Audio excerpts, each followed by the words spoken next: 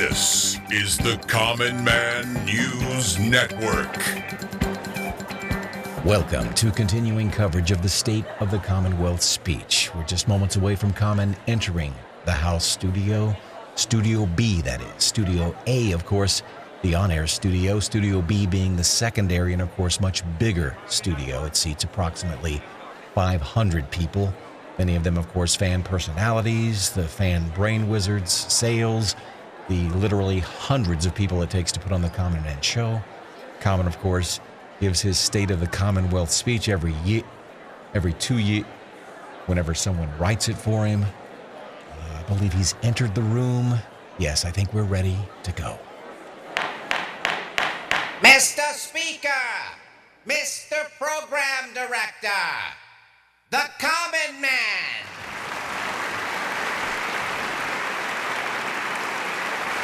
Thank you. Thank you. Thank you. Don't stop your applause now. I'll never hear applause like this ever again. Mr. Interim Producer, Mr. Intern Guy, Mr. Abbott, Mr. Mouth Guitar Guy, Walter, the Secretary of Insight, Mr. Big Voice Guy, and members of the Commonwealth writing staff, distinguished guests, and fellow members of the Tough Love Covenant. Today, I want to begin by congratulating the other radio shows, that is, on KFAN and other stations up and down the dial for their accomplishments over the past year. Truly, they have accepted the concept of preparation and are reaping the rewards of that prep work in the higher ratings they have all enjoyed compared to the program.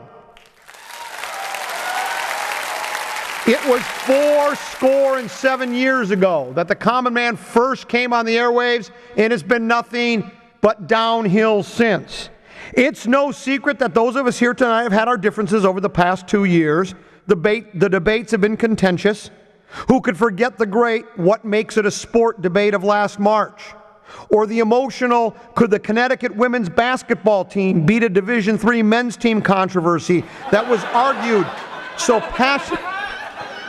passionately and so unsuccessfully by Mark Rosen.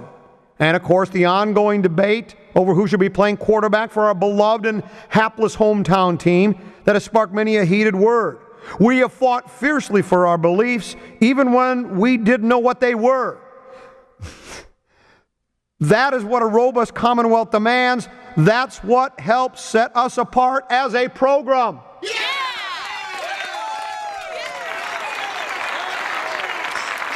Thank you. But there was a reason the tragedy of the Viking season gave us pause amid all the crying, whining, complaining, and idiocy of our public debate. The Viking season reminded us that no matter who we are or where we come from, including even drunk Packer fans, each of us is a part of something greater, something more consequential than your political party or your favorite football team. We are part of the everlasting quest for the perfect cheap shot. We are a Commonwealth that has been built on the backs of those whose backs are attached to the butts of our jokes. We are a Commonwealth that truly believes that discrimination has no place in our program. Our motto and creed are not just meaningless words threw on a piece of paper by a radio host 2 minutes before this show was supposed to start, after he spent the 10 minutes that he was actually in the building before the show started doing free show for the sales department and marketing staff after playing 18 holes of golf that morning that included a beautiful tee shot on number 12, followed by a knockdown punch-cut fade draw to the green, followed by a 30-foot eagle putt that rimmed out, followed by a missed 3-footer, followed by a beautiful tap-in, followed by 4 or 5 or 7 words that can't be said on radio or TV. Oh no, our motto and creed are lived by every member of the Commonwealth every weekday between noon and 2. Noon and 3. We're supposed to update this speech from a few years ago. That is right. We truly believe that all men are created equal, that no man or woman should be robbed of the opportunity to be made fun of because of the title after their name, the number of zeros in their paycheck, the zip code on their address, the zero in the SAT column of their statistics, the pink helmet on their head, the 643 on their stat line, or the similar chromosomes in their gene pool. We can't let our petty differences or hilarious cheap shots get between us. It's time we all come together and accept our shortcomings and laugh hysterically at the way our comrades make fun of us. 4 more years! 4 more years! 4 more years! 4 more years! I dream of a day when my children can stand together with their most menacing maligners and diabolical disparagers, and as one say the great words of their father, always, always, always, always, always, for Paul, always. Let's not think this progress will come without hard work and belt tightening by all of us. We will need a lot of cooperation between us, especially when it comes to tightening the belt of Jose Majares. And don't think for a moment that this won't come without a fight.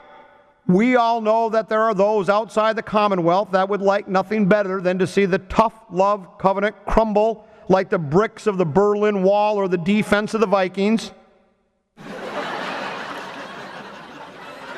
We all know that there are plenty of positives among us who want to destroy our way of life. The positives know who they are. They fail to see the need to bring up an 0 for 20 slump or another one and done in the playoffs. They can't figure out why fans would expect our teams to draft players that may one day actually set foot in this country and play for the team. They cannot...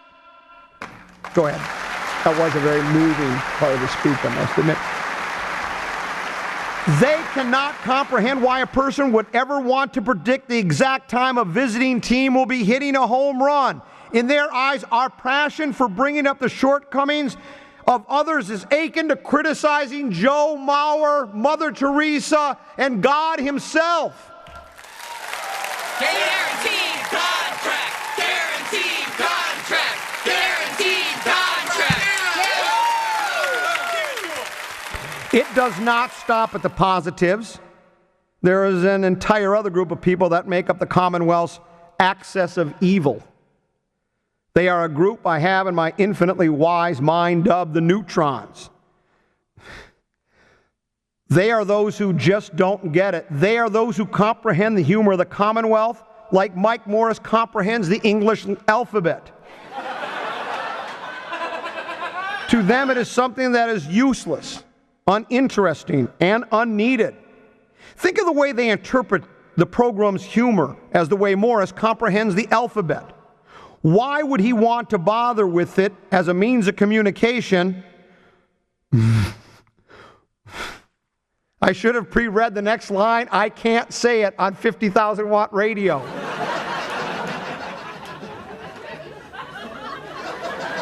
I didn't even prep for this.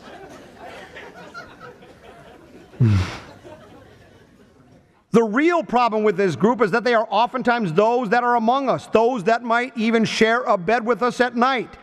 They are the unsympathetic wives and husbands whose rational minds can't understand why a sentence would need to be ended with a spastic howl of a good always. They can't understand why we think it's funny to hear a 7-year-old sing a song about a fish sandwich. They don't understand why Raquel Welch would want to live in a small apartment. After all the fame and wealth she's accumulated over the years, certainly she could afford a nice house. And while we may still care for these people and tolerate them among us, we must realize that most of them are a lost cause. They are like the hopeless drug addict who can't shake the habit. Have I ever told you I quit drinking? There's a chance they may one day recover, but what they've done, everything we can do to help them, and it's time for them to receive a healthy dose of tough love. As I speak to you today, we are a Commonwealth that have accomplished great things and are poised to move forward with even greater accomplishments. We have sung the praises of the 394-94 quick slip-in our evangelization efforts have led to a 10% reduction in wait time at that intersection.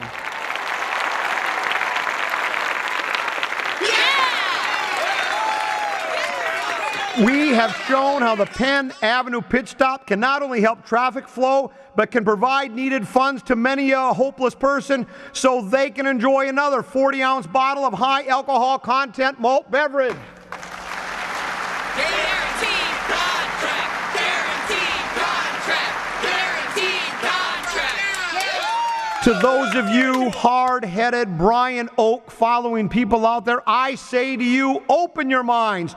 Turn down that Indigo Girls CD playing on your radio and accept the real truth.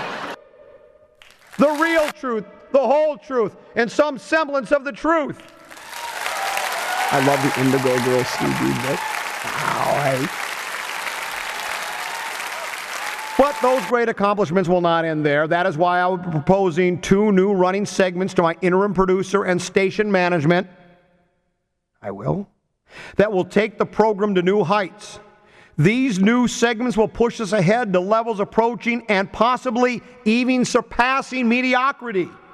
I am dedicated to these segments and promise that they will not go the way of the 1256 fix or the Common Man logo contest. Remember all the work those people put in to do logos? Some people spent literally hours. And then we never even did decide upon a logo. We should have done a tattoo contest.